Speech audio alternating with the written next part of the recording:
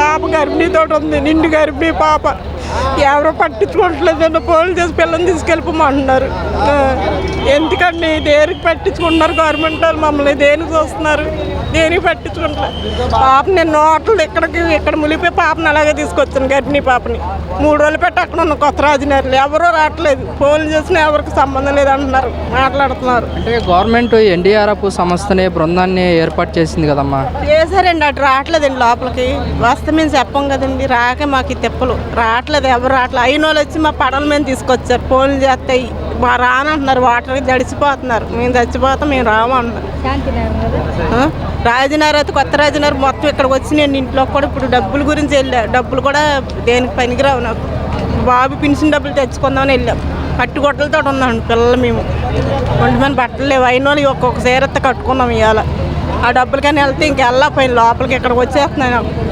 అంటే ప్రభుత్వం పునరావాస కేంద్రాలు కానీ అలాంటివి ఏమన్నా ఏర్పాటు చేయడం ఎక్కడ చేయలేదండి మాకు. చేస్తే వెళ్ళే వాళ్ళం కదండి, ఎక్కడ లేదండి మాకు. హాస్టల్ అని ఇమ్మంటున్నాం, హాస్టల్ కూడా ఖాళీ లేవండి అంటున్నారు. ఎవరు పట్టించుకోవట్లేదండి. ఇందాక ఒక అతను అడిగితే ఇప్పుడు కాదమ్మ తర్వాత చూద్దామండి అని అంటున్నారు. ఎలాంటప్పుడు పట్టించుకోకపోతే ఇంకెందుకండి మాకు? ఓట్లు వేయమంటున్నారు, ఓట్లు ఇంటింటికి వేయించుకుంటున్నారు. అప్పుడు బాగుంటున్నారు, మేము ఉన్నాం అక్క, మేము ఉన్నాం చెల్లి అంటున్నారు. ఎవరు పట్టించుకుంటున్నారండి? దేని పట్టించుకుంటున్నారు? అన్ని ఇస్తున్నాం అంటున్నారు. పుట్టు మటుకు చేతికి మటుకు రావట్లేదండి. అబద్ధం మేడం తీసుకున్నామని చెప్తాం. పుట్టు మటుకు చేతికి రావట్లేదండి మాకు. పాలు ప్యాకెట్లు కానీ ఇవన్నీ ఇస్తున్నారు, కానీ ఉన్న వాళ్ళకి ఇస్తున్నారు, లేని వాళ్ళకి ఇస్తా కదండి. ఇప్పుడు కొట్టుకుపోయి ఉన్నాం, ఈ లేని వాళ్ళకి ఇస్తా కదా. మేము ఏదో బాధపడి పిల్లలు కాసుకొని ఏదైనా కాసుకుంటాం కదా. పిల్లలు అనాథ పిల్లల్లా పెట్టుకున్నాం రోడ్ల మీద. ఇంటికి వెళ్తే ఎవరైనా అడిగితే చీరలు అడిగితే అడుక్కున్న వాళ్ళ వచ్చారు మీరు అని అంటున్నారు. మాకు అంత పరిస్థితి పట్టింది ఈ కర్మ వచ్చా కొద్ది దెబ్బతిన్నాం. మళ్ళీ ఇప్పుడు ఇది వాలంటీర్లు ఉంటే కొద్దిగా ఆదుకుండేవారు, ఏదైనా చెప్పేవారు. మా సమస్యలకు చెప్పుకున్నాం అనుకోండి వాలంటీర్లకి. ఇప్పుడు 3 నెలలు పట్టి వాలంటీర్లు లేరు మాకు. లేక ఏం చెప్పుకోలేకపోతున్నాం. సచివాలయంలో మా సంబంధం లేదంటున్నారు. ఏది అడిగినా మీరు వాలంటీర్లు ఫోన్ చేయండి అంటే వాలంటీర్లు సుశీలు కట్టేశారు. వాలంటీర్లు మానేశారు. దేనికి మానేశారు మాకు తెలదండి. ఏది అడగాలన్నా మేము వెళ్ళలేకపోతున్నాం. గట్టిగా సచివాలయంకి వెళ్ళలేకపోతున్నాం, గట్టిగా అడగలేకపోతున్నాం. వెళ్తే గసుకుంటున్నారు మేడాలు గట్ట. మీకు ఏంటంటే సమాధానం చెప్పాలి, బయటకు వెళ్ళండి అంటున్నారు ఏది అడిగినా. పెన్షన్ కూడా అక్కడికి వెళ్ళాల్సి వస్తుంది. సచివాలయంకి వెళ్తే కానీ గంటలు ఎత్తలే మాకు. ఉంచాలి బాబుకి మాటలు రా మా బాబుకి. ఆ పిల్లాడికి వచ్చినాయి అలా ఇంట్లో గడుపుకుంటాను. ఆ పిల్లాడి డబ్బులు నేను పనికి వెళ్ళి నాకు ఎంత 300 ఎంత వస్తాండి. పొద్దునుంచి సాయంత్రం దాకా చేసుకుంటా 10 అయిపోతుంది. నేను వచ్చిన పిల్లలు పెట్టుకోవాలి కదండి. వాలంటీర్లు చెప్తే ఆ వాలంటీర్లు ఉంటే మాకు ఏదో కొద్దిగా హెల్ప్ చేసినవి ఉంటాయి. ఇప్పుడు వాళ్ళు కూడా లేరు కదండి. 3 నెలలు పెట్టి తీస్తారు. ఈ సచివాలయంకి వెళ్తే వాళ్ళేమో వెళ్ళండి అంటున్నారు. ఇంకేం చెప్తాండి? ఎవరు పట్టించుకున్న వాళ్ళు ఉన్నారు, పేదవాళ్ళు ఎవరు పట్టించుకుంటారు మమ్మల్ని? ఎవరు పట్టించుకున్న వాళ్ళు ఉన్నారు? ఎవరూ లేరు మాకు పట్టించుకున్న వాళ్ళు. మేము అంతే మేము ఉండాలి. ఓట్లు వేసుకోండి అంటే ఇంటింటికి వచ్చేస్తున్నారు ఓట్లకి. అది పర్లేదు, అప్పుడు వేసేయండి అమ్మా, ఇది మేము ఉన్నాం, మేము చేస్తాం. ఇప్పుడు అలా పట్టించుకుంటాం, పార్టీ వాళ్ళే పట్టించుకుంటాం మమ్మల్ని. వెళ్తే మా సంబంధం లేదు. మా వాళ్ళని వెళ్ళమ్మా, వీళ్ళు వెళ్ళమ్మా అడుగుతాం. ఎవరిని అడుగుతా ఉండి వెళ్ళి ఎవరని తెలుసు మాకు. నేను ఎందుకు వదిలేస్తానండి? ఎలా జరిగితే అలా జరిగింది. ఇంకా వీళ్ళు కూడా ప్రభుత్వం కూడా నమ్మనండి. ఇంకా అయిపోయింది. ఇంకా ఎవరికి వేయాల్సింది కూడా లేదు నాకు.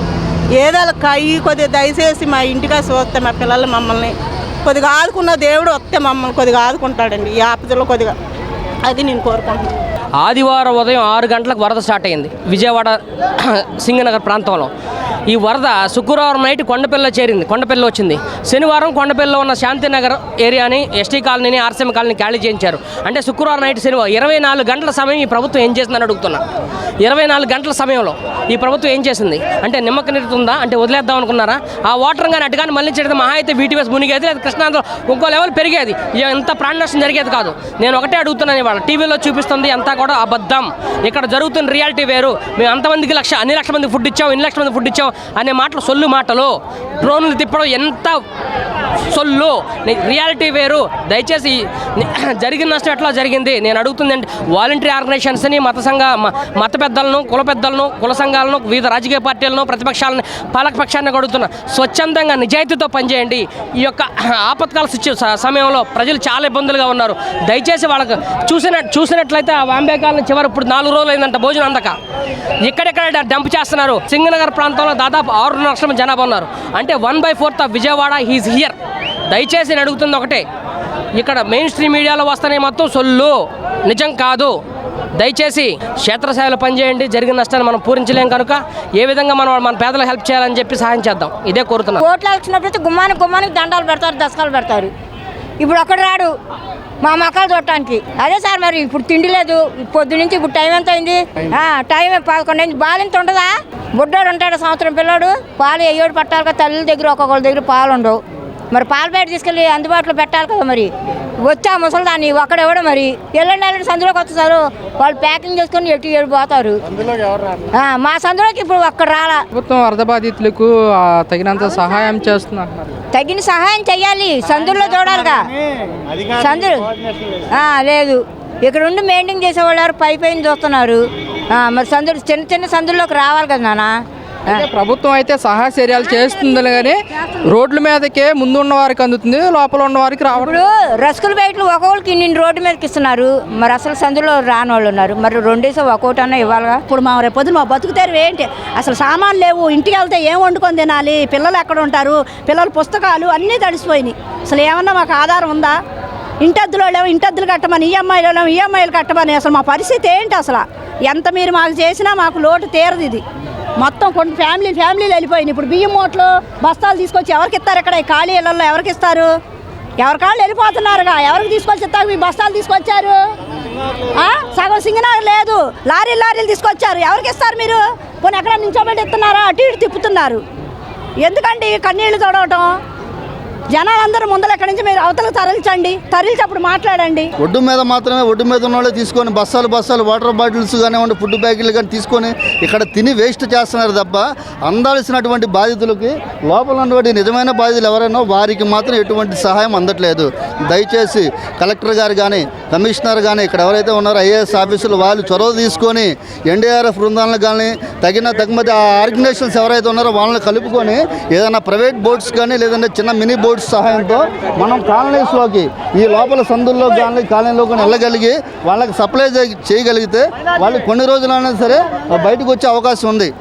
ఫుడ్ ఆహారం మనం అందించగలిగితే కొంచెం సేఫ్గా ఉంటారు. ఈ బోటులు కూడా లోపలికి ఏది కూడా కనిపించట్లేదు. మీరు చూడండి, ఒక్క బోటు కూడా లేదు. బోటులన్నీ కూడా ఒడ్డు మీదే ఉన్నాయి. ప్రైవేట్ బోట్స్ వారు ఎవరైనా మనం అడిగితే వారు డబ్బులు వసూలు చేసే పరిస్థితి. ప్రైవేట్ బోట్స్ వారు ఎన్డీఆర్ బృందాలు వచ్చేప్పటికి వాళ్ళు ఒడ్డు మీద 1 కిలోమీటర్ లోపలికి వెళ్తున్నారు తప్ప లోపలికి దాకా వారు వెళ్ళట్లేదు. వచ్చి ఒక్కడు ఏమి ఇవ్వట్లా, ఇక్కడ వరకే పంచుతున్నారు చెప్తే లోపల నీళ్ళు ఉన్నవాడికి ఒక వాటర్ బాటిల్ కూడా ఇవ్వట్లే. మొన్నటి వరకు ఎప్పుడూ ఇవ్వాలి. ఇంతవరకు ఇక్కడ పంచుతున్నారు, ఇక్కడ ఊళ్ళో వాళ్ళు మొత్తం తీసుకెళ్తున్నారు. ఇక్కడ లోపలికి వచ్చి ఎవడు ఇవ్వట్లే. ఒక వాటర్ బాటిల్ ఇందాక ఇచ్చాడు, ఒక వాటర్ బాటిల్ కూడా ఇచ్చాడు. తిండి కూడా ఎవరు జనాలకి. మేము ఊళ్ళో పోతున్నాం. మరి లోపల చండారు మొత్తం అంతా లోపలే ఉంది. ఇక్కడే అవన్నీ ఎవరు ఎక్కడెక్కడి నుంచి వచ్చి తీసుకెళ్తున్నారు కానీ లోపలికి వచ్చి ఇవ్వట్లా. మరి ఇక్కడ దాకా ఎందుకు పంచుతావు నువ్వు? ఎందుకు? లోపల ఉన్నోడికి ఇవ్వు, ఉపయోగం ఏముంది? సందులో దయచేసి పిల్ల జల్లా ఉన్నారు. మీ పెద్ద మనిషి చేసుకుని మీరు వస్తే మాకు ఏదైనా అందిద్ది, లేకపోతే అందదు. నేను దయచేసి మీరు వస్తే మాకు ఏదైనా దొరికిద్ది. మెయిన్ రోడ్డు మీద తీసుకెళ్ళిపోతున్నారు. గుందులో సందులో పిల్ల పాప అందరూ ఉన్నారు. వాళ్ళందరూ అల్లాడిపోతున్నారు. అది దయచేసి మీరు ఏదైనా మాకు సాయం సందులో వచ్చి ఇస్తే మంచిది.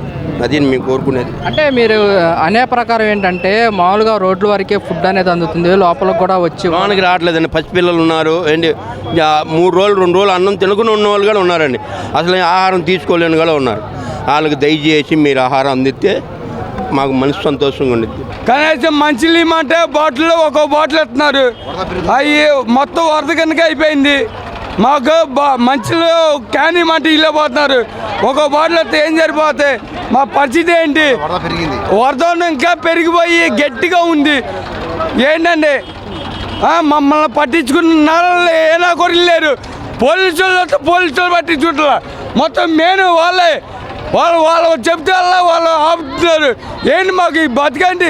మా పరిస్థితి ఏంటి? బతకాలంటే చచ్చిపోమంటారా? చెప్పండి. కానీ చచ్చిపోమంటే ఈ వరదలను చచ్చిపోతాం. కానీ బతకాలనే బతుకుతూ చంటి పిల్లలు ఉన్నారు.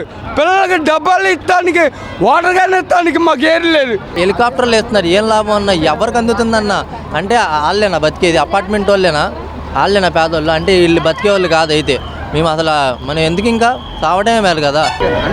అంటే వరద బాధితుకు ప్రభుత్వం ఎలాంటి సహాయ సహకారాలు అందించట్లేదు అంటున్నారా మీరు? చేస్తున్నారన్న. ఎవరికి అందుతుంది చెప్పండి? ఒకళ్ళని చెప్పారా? ఎవరు చెప్పరు. అందట్లేదు కాబట్టి ఎవరు చెప్పట్లేదు. అందారనుకోండి, మాకు అందిందని మేము ఒప్పుకుంటాం. అందట్లేదు కాబట్టి కాదు, మాకు అందట్లేదని చెప్తున్నాము.